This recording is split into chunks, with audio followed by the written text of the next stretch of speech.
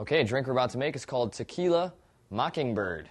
We're going to serve this up in a martini glass. Go ahead and put some water and ice in there and let it sit while you're making your drink. That'll get it nice and chilled for you. Okay, fill up a mixing glass with ice, and we're going to measure out 1.5 ounces of tequila. And follow that up with 3/4 of an ounce of green creme de menthe. And now we're going to add the juice of 1 lime. So I've got my lime juice here. Let's go ahead and pour that in. And now we're going to shake it up.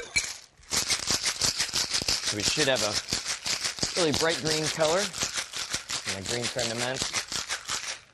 I can smell that minty smell coming right through there. All right, dump out your martini glass and strain it in.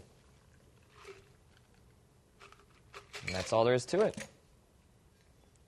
Bottoms up.